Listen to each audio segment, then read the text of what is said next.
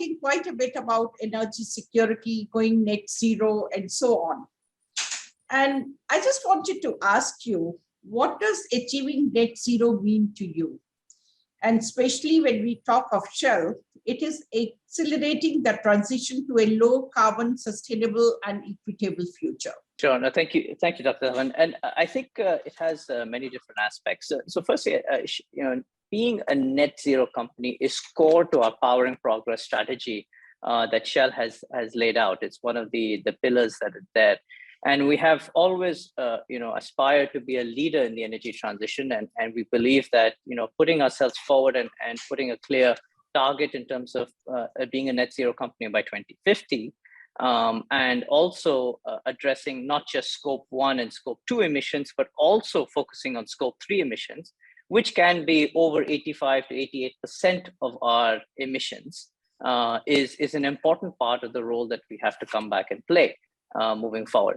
Now, for us, this is about a transformational change in many different aspects of how we do business. And the starting point is the governance side. So this is about, going to our shareholders once in 3 years and asking for, an approval for our sustainability and our energy transition plan. This is linking emission targets on an annual basis to executive pay. This is making the wholesale governance changes in how we run the company, which is an important sort of first step in terms of what we get there. The second step is, of course, taking forward our products portfolio in terms of how we do business. And that has a lot to do in terms of how we approach the market and work with sectors and customers to decarbonize them, and the products and solutions that we develop that will enable them to come back and do this. So for example, we have come back and suggested by 2030, we will have 2.5 million charging points. But it's not just then providing electricity to cars, but it is also about providing electricity into their homes, and to then back that up with 100% renewable electricity that we will make through offshore wind projects or other solar or wind renewable projects that are there. And that is just the electricity space. We equally have projects in carbon capture and storage, in hydrogen, in natural offsets, and other sort of spaces that we come and take forward.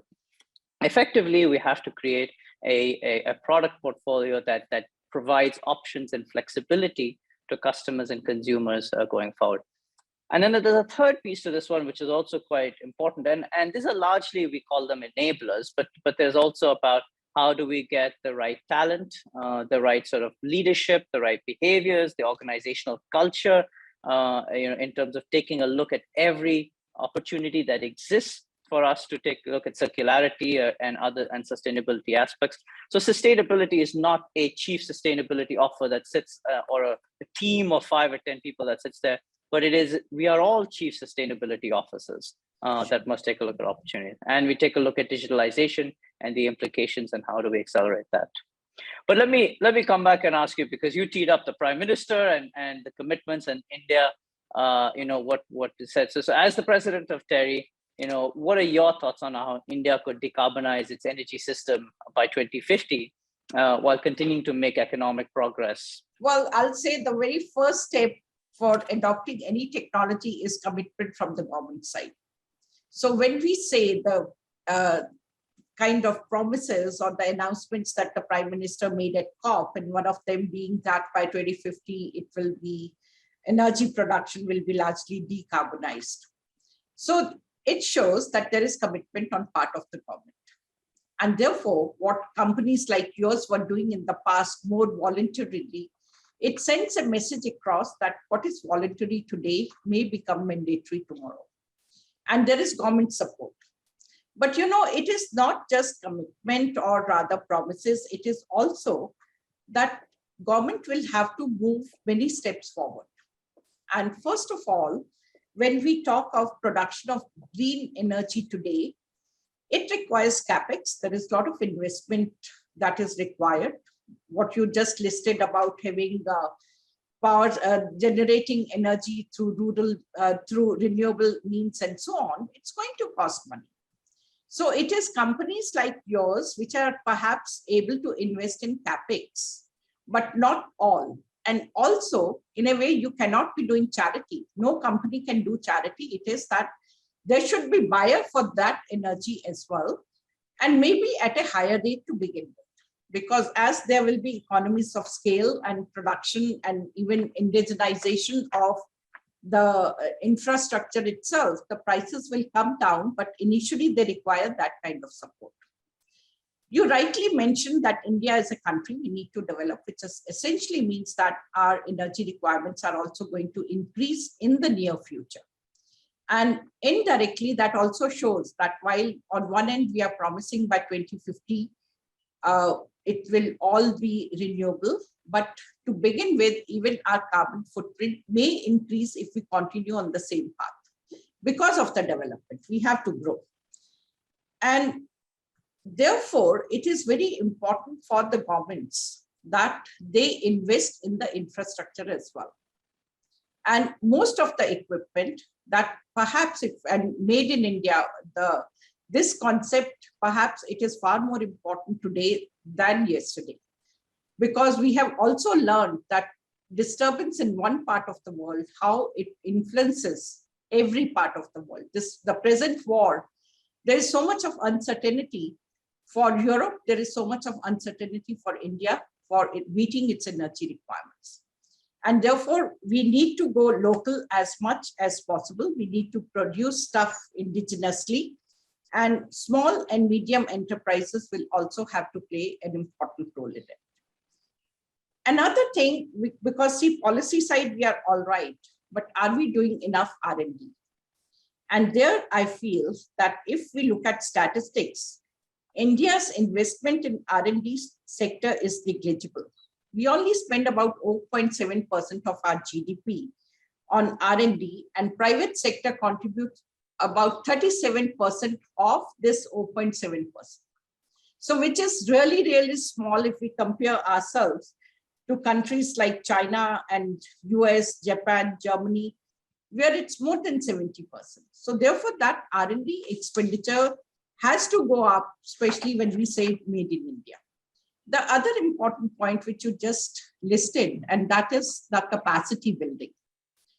Technology, new technology, first of all stakeholders, they should be willing to adopt this. That willingness will also come that any technology, even old or especially the new one, there are going to be teething problems.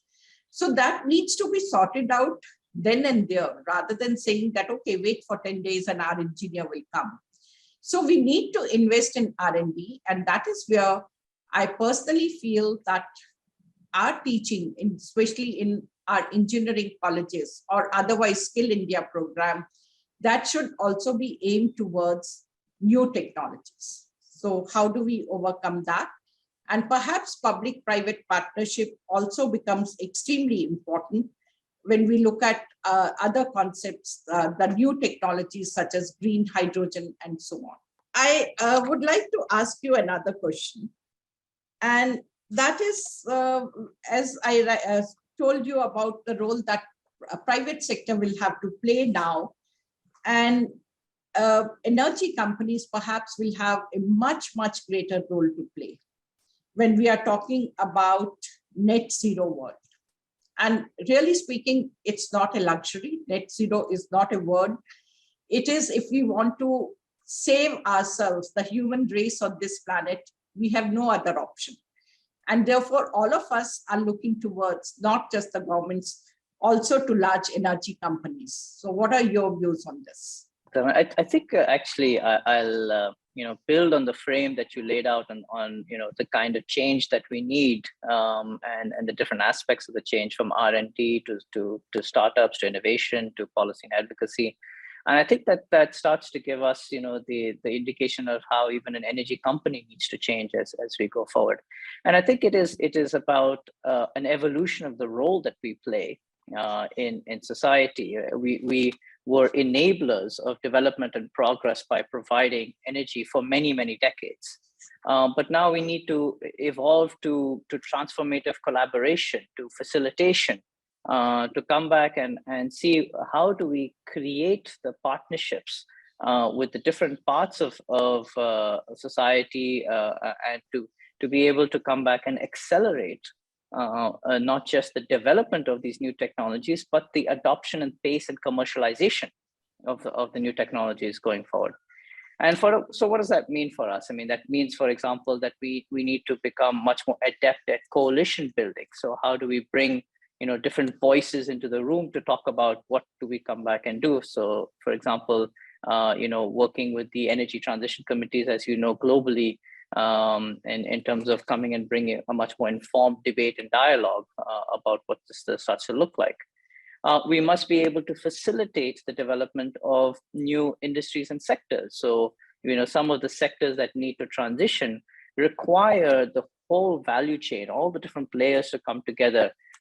In construction, for example, how do we create a space where not only are the builders there, but also the real estate developers and then eventually the occupiers of those buildings.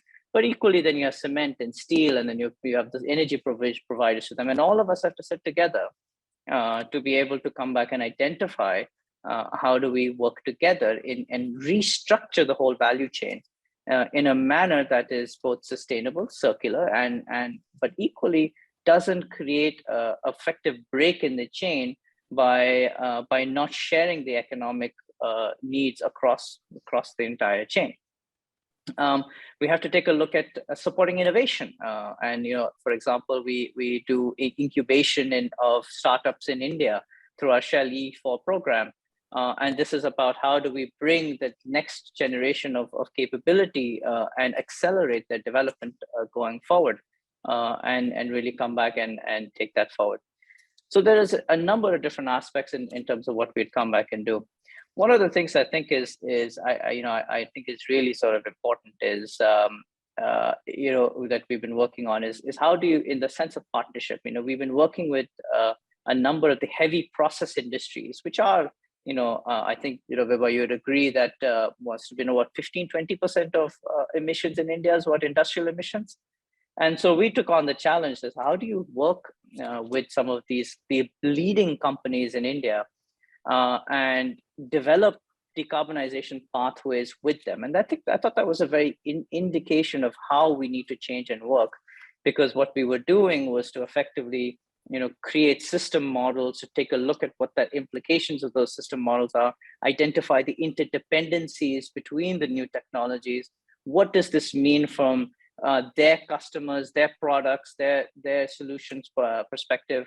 How do we accelerate, what has been generations of efficiency and bring all of that, in an accelerated manner through digital tools as we deploy these new technologies in them, and to really co-create with the customer, credible pathways in heavy process industries, how we go forward. And I thought that was really indicative of how, what was typically a buy-sell transactional relationship has now evolved to two development teams and organizations sitting together, talking through the system and its implications and co-creating. And so therefore the nature of that relationship has significantly, it maybe not even evolved, it's been a revolution in terms of how that looks like.